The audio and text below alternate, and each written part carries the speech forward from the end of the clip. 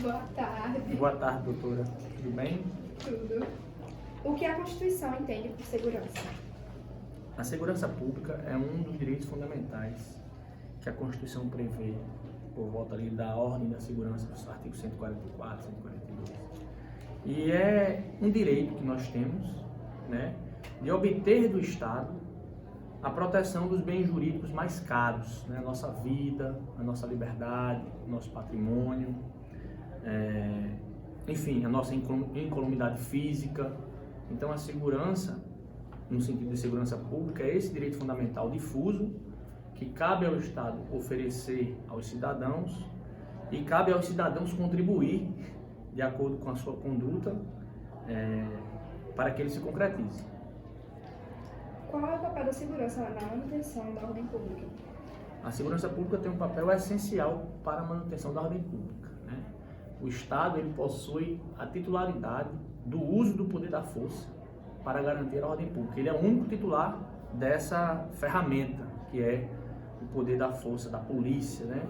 Da força estatal para garantir a segurança pública. Então, é um papel primordial. Subsidiariamente, empresas privadas podem prestar alguns serviços de segurança, como nós chamamos de segurança privada, e os próprios cidadãos, de acordo com a sua conduta, respeitando as leis, respeitando as regras, podem contribuir, né, denunciando crimes, atuando como testemunha em processos penais para responsabilização de criminosos. O cidadão, de forma subsidiária, pode contribuir indiretamente com a concretização do direito à segurança pública. Em sua visão, a prática plena da força normativa da Constituição quanto a uma população revestida da manutenção do direito à segurança pública? A força normativa da Constituição sugere, né, prevê que esse direito deve ser concretizado no dia a dia. Há locais do Estado brasileiro em que esse direito tem sido negado, né? Nós temos o Estado oficial, que prevê a legislação, que é produzida por nossos representantes eleitos, mas há determinadas regiões do Estado brasileiro em que o Estado paralelo governa, né? O Estado paralelo é quem determina as normas de segurança interna em determinados locais, em determinados territórios. Só isso existir já demonstra que a força normativa da Constituição nesses locais não está sendo respeitada, né? Porque num Estado democrático de direito só podemos viver sob a égide de uma ordem jurídica válida. Não é possível ter dois Estados dentro do mesmo território com soberania sobre seus territórios.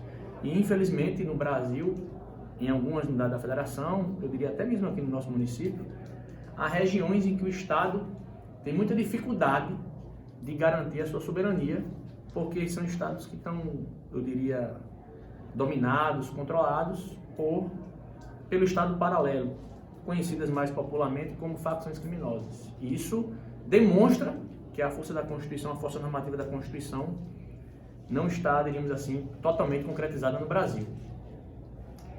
Ao poder constituinte derivado, caberia modificar, revisar, revogar ou adicionar algo à Constituição para melhor garantir os direitos fundamentais no Estado de Direito? Nós já temos, eu acho, um rol bastante elevado de direitos fundamentais, conforme está previsto no nosso artigo 5º. E eu não sei se criar mais direitos fundamentais seria o problema. A gente tem que lutar como cidadania, como comunidade jurídica, para concretizar os que já existem, né?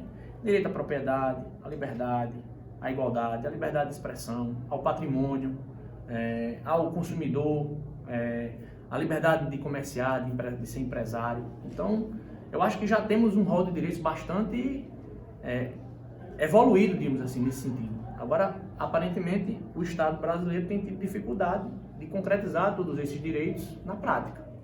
Então, não acho que é um problema de ausência de previsões de direito. Eu acho que é um problema de se trabalhar para se concretizar esses direitos no mundo real. Tirar do papel, deixar de fazer com que a Constituição seja uma mera folha de papel, como dizia La Salle, para que ela se torne uma concretização real na vida de cada um de nós. O artigo 144 da Constituição diz que a segurança pública é o dever do Estado, direito e responsabilidade de todos. O que cabe ao dever do cidadão e até que limite ele pode vir e intervir na manutenção da ordem social? Eu acho que o papel do cidadão no que toca à busca da segurança pública é de respeitar o direito vigente, agir com cidadania, respeitando a ordem jurídica vigente, respeitando as leis de trânsito, respeitando as leis, não cometendo crimes. Isso decorre de vários fatores sociais, melhor nível de educação, melhor campanha de conscientização do cidadão em relação à necessidade de se obedecer à legislação, às autoridades públicas, né? E esse eu acho que é o papel do cidadão. O cidadão que quer viver paralelamente à lei, ele não liga para nada disso que eu falei, né? E aí os cidadãos que ligam para o Estado de Direito, que entendem que ele é importante, têm que dar, de algum modo, apoio às instituições que precisam garantir que aqueles que querem viver fora do Estado de Direito, ou seja, no crime, possam ser combatidos pela infraestrutura estatal, que a infraestrutura estatal dê aos que compõem a segurança pública os instrumentos necessários para fazer valer as regras do direito vigente. Qual o limite da intervenção do Estado na manutenção da segurança pública dentro das relações e propriedade privada? O Estado tem um dever de proteger a propriedade privada, proteger o patrimônio público, proteger as liberdades individuais. O limite que o Estado tem que atuar é o Estado atuar sempre dentro da lei, né? O Estado de Direito tem por limite a sua atuação dentro da lei. Esse é um princípio, inclusive, da administração pública, né? O Estado só pode fazer o que a lei determina ou autoriza, né? Então, esse é o limite que o Estado tem na hora de intervir na propriedade, na hora de intervir nos direitos fundamentais, na hora de intervir na punição dos criminosos, o respeito às leis, o respeito ao Estado de Direito. Quais seriam as consequências previstas na falência do poder punitivo estatal, retornando a sociedade ao estado de natureza conceituado por Hobbes? As consequências seriam péssimas, né? Se o Estado, que, diríamos assim, concretiza a teoria de Hobbes do contrato social para que o Estado consiga viver em paz, os cidadãos do Estado possam viver em paz, né? Respeitando as regras do contrato social. Se o Estado não consegue garantir isso, a história mostra que o caminho decorrente dessa inação ou dessa omissão do Estado é a barbárie, né? É o retorno à lei dos mais fortes. E isso não é civilização, isso é barbárie, né? Então, a consequência é péssima para todos. Ninguém deve desejar que o Estado se omita e não concretize os seus direitos fundamentais e nem tenha estrutura para fazer isso.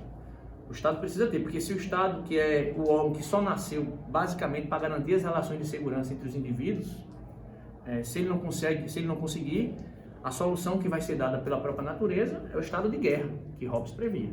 Então, não é desejável que o Estado não consiga. Pelo contrário, o Estado tem que ser fortalecido nesses aspectos, que é uma das suas missões funcionais, institucionais, principais, se concentrar nessas missões, deixar que outras missões que não são do Estado, como, por exemplo, comércio, vida empresarial, fique com a iniciativa privada e focar naquilo que é a missão estatal, educação pública, saúde, segurança, para que os recursos que são poucos, que são escassos, sejam concentrados nessas missões e assim eles possam prestar elas de forma melhor e mais eficiente. A ineficiência vertical do direito fundamental à segurança está levando o cidadão a buscar uma eficácia horizontal? Eu espero que não, né? É verdade que a eficácia horizontal dos direitos fundamentais é uma tese que está se fortalecendo, certo? Mas eu não acredito que essa solução seja a melhor, né? A solução melhor é que haja um ente imparcial, distante, chamado Estado juiz, para resolver esses conflitos intersubjetivos com a coerção do Estado, quando não houver chance de conciliação das partes, de autocomposição das partes. Então, a ideia de um particular tentar garantir os seus direitos fundamentais de forma horizontal perante outro particular é uma ideia de autotutela. E isso é barbárie, isso é lei do mais forte. Não é um estado de civilização. Conhecendo o previsto pela Constituição, como cidadão, você acha que a busca pelo armamento da população pode contribuir para a atuação dos órgãos de manutenção da segurança pública ou atrapalhar? Eu acho que não tem relação nenhuma uma coisa com a outra. Quem defende o armamento diz que isso poderia, alguns que defendem dizem equivocadamente que isso poderia contribuir para a segurança pública. Outros dizem que isso pode piorar a segurança pública. Eu reputo que a análise não deve ser por isso, por nenhum viés nem por outro. O direito à legítima defesa armada é um direito fundamental individual. Ele não necessariamente, e já há dados que mostram isso, né? O livro do professor Bené Barbosa mostra isso, há dados que comprovam que não é o fato da população estar armada privadamente que vai garantir a segurança dela, e nem é o fato também de o Estado tirar a arma de todo mundo que vai garantir a segurança dela.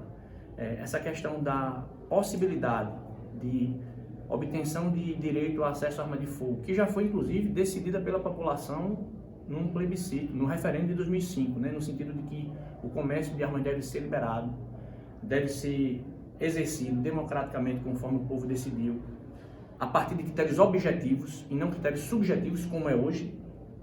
Isso tem a ver com garantia de direitos individuais, direito de proteção individual, mas não é papel do cidadão, e eu não acredito que seja, ele atuar usando o seu direito individual para querer prestar segurança pública. Não é isso. Não é isso. O viés é outro. O viés é de garantir direitos individuais, quais sejam o direito de, se o indivíduo quiser, de forma objetiva, atendendo requisitos objetivos de capacidade técnica, idoneidade moral, capacidade psicológica, né? Isso tudo medido em laudos objetivos. Se ele alcançou aqueles objetivos de forma clara, o Estado teria o dever de lhe dar licença. Seria um ato vinculado. Hoje não é. Hoje é um ato discricionário do Estado. E essa discricionariedade, a meu ver, é abusiva e não está de acordo com o que o povo decidiu em 2005 no referendo. Mas, veja, armamento civil não é solução para a segurança pública, é solução de proteção de direitos individuais. O senhor acha que a nossa sociedade tem condições de executar a autotutela? Não sei se tem, e eu não quero que execute. Eu, como constitucionalista e como cidadão, não espero que as pessoas queiram resolver os seus problemas pela autotutela, porque a autotutela, repito, é barbárie, né? É a lei mais forte. Isso já, eu acho que a civilização ocidental já ultrapassou essa escala da história, né? Acredito que a autotutela, ela deve ser usada de forma excepcional nos modos que a lei já prevê. Legítima defesa, né? Invasão de terras, e você pode fazer o deforço necessário para impedir uma invasão da sua terra. Agora, a autotutela não é caminho para ninguém resolver os seus problemas. É sempre bom que os problemas intersubjetivos, né, de cada cidadão sejam resolvidos pelo diálogo, pela tentativa de autocomposição e, em não sendo possível, um imparcial, o Estado, o juiz, seja chamado para resolver. A autotutela não é caminho de civilização próspera em lugar nenhum do planeta e nunca foi na história. Então, não desejo que isso aconteça e não acho adequado que esse seja o caminho que a gente vai seguir. Finalizando a nossa entrevista, reforço que nosso tema é a violação do direito fundamental à segurança prevista pela Constituição. Fique à vontade para deixar agora qualquer contribuição de fala da imagem que trouxemos. Nosso Estado, o Estado brasileiro, né, ele tem várias realidades diferentes, né? Existem lugares no Brasil em que há elevadíssimo nível de segurança pública prestado, poucos índices criminais. Então, esses lugares em onde isso existe demonstram que é possível, dentro do próprio país, minimizar problemas de segurança pública. Agora, a segurança tem que ser tomada como prioridade, né? E priorizar é escalar recursos, valorizar profissionalmente, treinando, garantindo remuneração adequada aos que exercem a função de segurança nos mais diversos setores, né? Desde o policial militar, que está lá na ponta resolvendo o primeiro conflito, até o ministro do Supremo. Todos esses compõem um sistema de segurança que visa responsabilizar aqueles que não desejam viver dentro do Estado de Direito. Então, eu penso que, para nós melhorarmos a nossa segurança, é usar as estratégias que já funcionam dentro do Brasil em alguns lugares e tentar trazer para aqueles outros lugares onde não funcionam tão bem. E a segurança não se resolve apenas com a atuação estatal forte, né? Segurança é um direito fundamental que, para poder ter bons resultados, precisa estar aliado a outros direitos fundamentais. Prestação de serviços de saúde, nível educacional e profissionalização, que mais? Políticas sociais que diminuam a atratividade que o crime tem para alguns menos favorecidos. Então, é um conjunto de políticas que tem que andar em conjunto, porque se alguém acredita que somente a intervenção estatal forte investimentos na segurança repressiva vai conseguir promover, no longo prazo, melhorias nos índices de nossa segurança pública, não vão. Apesar de nós termos tido aí nos últimos anos uma melhoria em alguns números, nós ainda temos números muito ruins, né? Nós temos mais mortes no Brasil do que está acontecendo na guerra da Ucrânia, hoje, né? Então, não estamos bem, melhoramos um pouco, mas não vai resolver a segurança pública só com medidas duras, restritivas e de forças policiais, que precisa ter.